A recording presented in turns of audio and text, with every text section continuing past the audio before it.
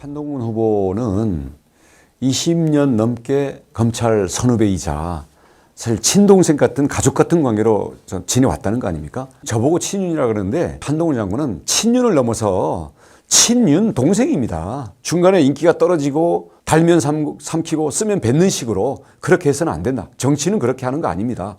배신의 정치, 그리고 계산의 정치, 모두를 불행하게 하고 주변에서 인기 떨어진 대통령과 차별화를 해야 대통령 갈 수 있다. 이런 식으로 부추기는 사람들이 있는 것 같은데요. 차별화와 배신은 정말 종이 한 장 차이입니다. 처음부터 배신하려고 하는 사람 누가 있습니까? 어제는 한동훈은 인생 경험이 부족하다. 한동훈은 대통령에게 예의가 없다. 한동훈은 대통령과 친해서 장관을 했을 뿐이다. 라더니 이제는 배신의 정치를 하고 있다라고 말을 했습니다. 박성수 변호사님, 대통령 인기가 떨어졌다고 감탄 고토하고 있다. 이 얘기인데 차별화와 배신은 종이 한 장 차인데 한동훈이 하고 있는 건 차별화가 아니라 배신이다.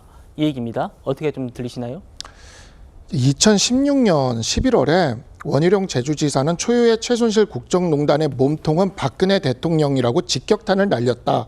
그러면서 박 대통령에 대한 탄핵이 가능하다는 입장을 밝혔습니다. 원희룡 지사는 오늘 TBS 라디오 김어준의 뉴스공장에 출연해 라고 하는 기사를 제가 읽어드렸습니다. 2016년에 박근혜 대통령 탄핵에 대해서 이렇게 김어준의 뉴스공장에 출연해서 말씀을 하셨습니다. 저는 이번에 지역구가 박근혜 대통령 탄핵에 대해서 찬성했던 이학재 의원의 지역구에서 제가 출마를 했습니다. 저희 당원들이 지금도 그때 이야기를 하면서 굉장히 많이 분열이 되어 있고 논쟁을 하고 있습니다. 두 번의 탄핵을 바랄 사람이 누가 있겠습니까? 이 배신의 정치라는 용어, 이러한 프레임이 제가 생각하기에는 이 원희룡 전 장관님이 이야기하는 이러한 프레임을 만들고 씌울 수 있는 것이 정치적인 어떤 그 경력에서 오는 경륜이라고도 볼 수 있을지 모르겠습니다. 그러나 이러한 부분들 하나하나 파 들어가기 시작을 하면 사실 원희룡 장관도 자유로울지 모르겠습니다. 인터넷에서 조금만 기사를 검색해도 나오거든요. 지금 한동훈 위원장이 이야기하는 이와 같은 최상병 특검법 같은 데 있어서 제3자 특검을 하자, 이러한 것은 결과론적으로 우리 정부의 거부권, 제2요구권을 행사할 명분을 주고 있고 민주당 내의 분쟁을 유도해내고 있습니다. 지금 이 소수 여당인 소수당에서 민주당 내의 분쟁을 유도할 수 있을 만한 정치인이 누가 있었는지 좀 되묻고 싶은 그러한 발언이라고 생각을 합니다. 알겠습니다. 일단 원 후보가 이 배신이라는 카드를 꺼내든 것에 대해서 오늘 한동훈 후보가 입장을 밝혔거든요. 들어보시죠. 윤상현 의원이랑 원희룡 전 장관 연이틀 동안 배신의 정치는 성공하지 못한다고 위원장님 좀 분양한 걸로 보여져서 연이틀이란 말은 틀리신 것 같고 계속 그러고 있지 않나요? 저는 이렇게 생각합니다. 저는 대한민국의 국민을 절대 배신하지 않을 겁니다.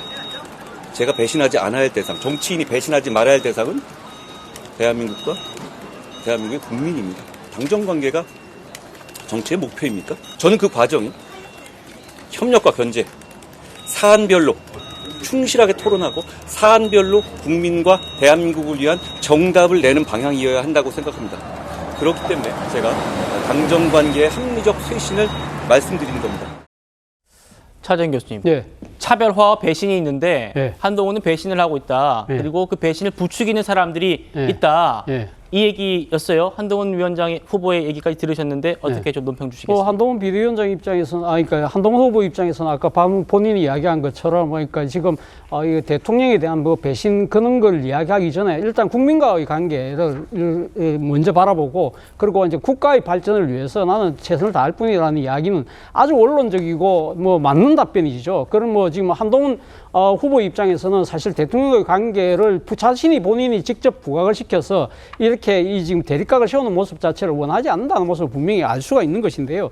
저는 이번에 지금 지금 원희룡 후보가 지금 그 한동훈 후보에 대한 이 배신론을 이야기하는 부분을 보면서 10년 전 새누리당 전당대회의 생각이 떠오른다는 거죠. 소위 말하는 기시감을 느낄 수밖에 없다는 것인데요.